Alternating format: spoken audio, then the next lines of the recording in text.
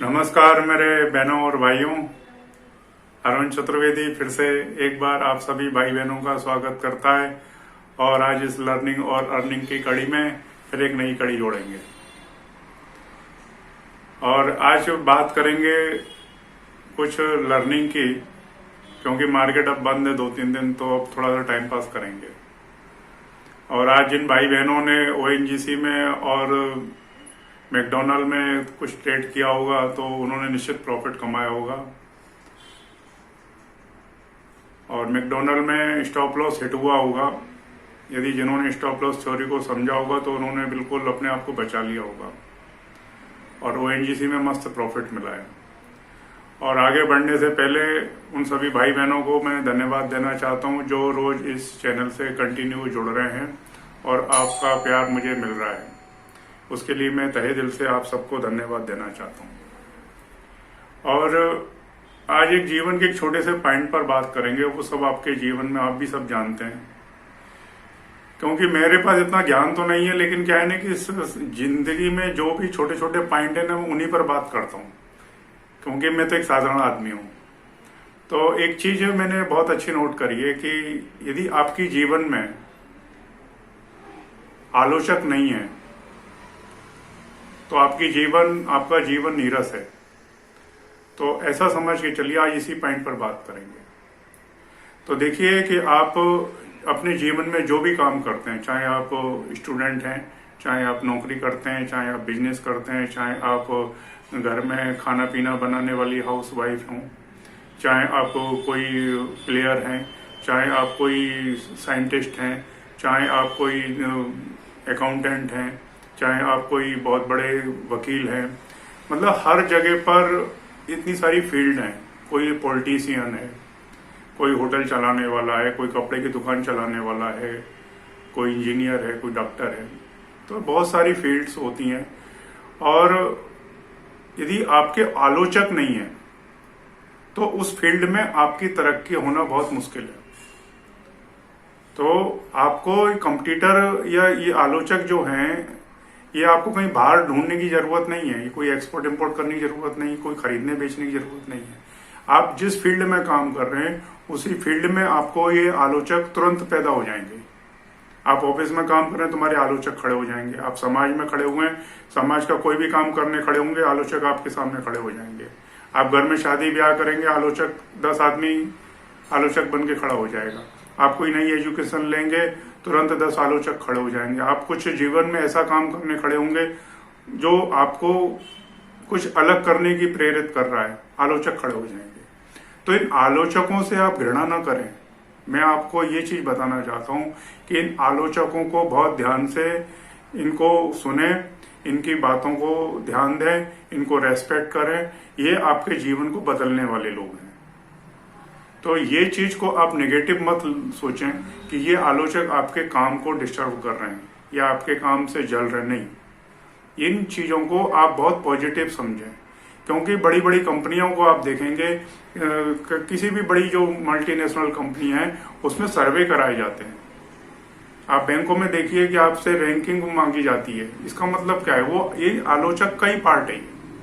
सर्वे कराने का मतलब क्या है कि आप उस चीज के बारे में क्या पॉजिटिव या नेगेटिव पॉइंट रखते हैं, वो बताएं। आपने किसी चीज की बुराई करी तो आप थोड़ा सा एडवाइस, यदि मैंने आपको कोई चाय बना के पिलाई, आपने मेरी चाय की बुराई कर दी, तो आप इसका मतलब मेरे को एडवाइस भी तो करेंगे कि इस चाय के अंदर क्या कमी थी।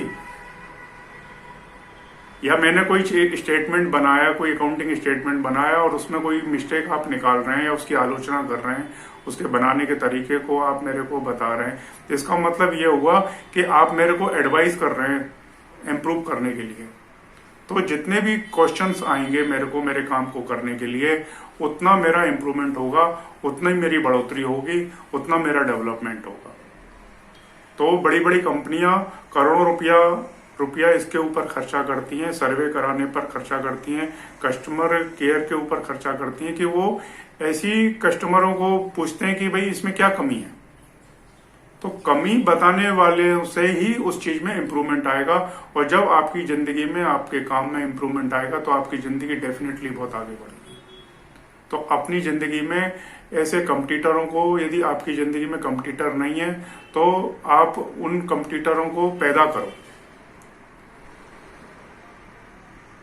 कंपटीटर आलोचक जो आप अपने जीवन में उन आलोचकों को पैदा करो।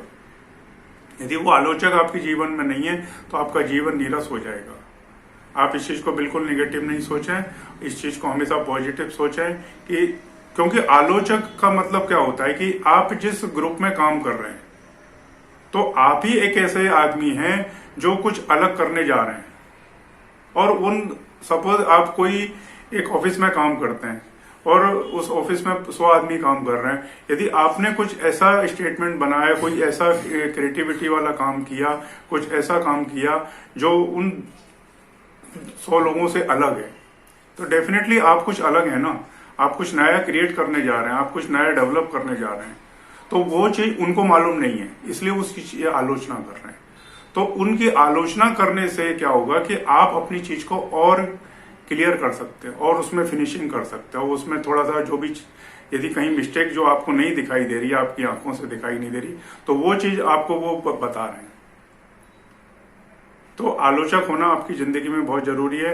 एक उदाहरण से आप समझें कि यदि आपने एक कपड़े की दुकान बनाई है और आपको जब आलोचक कैसे बात करेगा, यार ये फर्नीचर कैसा बना दिया तुमने, ये व्हाइट वॉश ऐसे कैसे कर दी, यार इसमें चढ़ने में बहुत तकलीफ होती है, या तुम्हारे क्वालिटी ऐसी नहीं है, तुम्हारी क्वालिटी में इस टाइप की चीजें नहीं है, तुम्हारी दुकान में इस टाइप की चीज नहीं है, तुम्हारी लाइटिंग इस टाइप की नहीं है।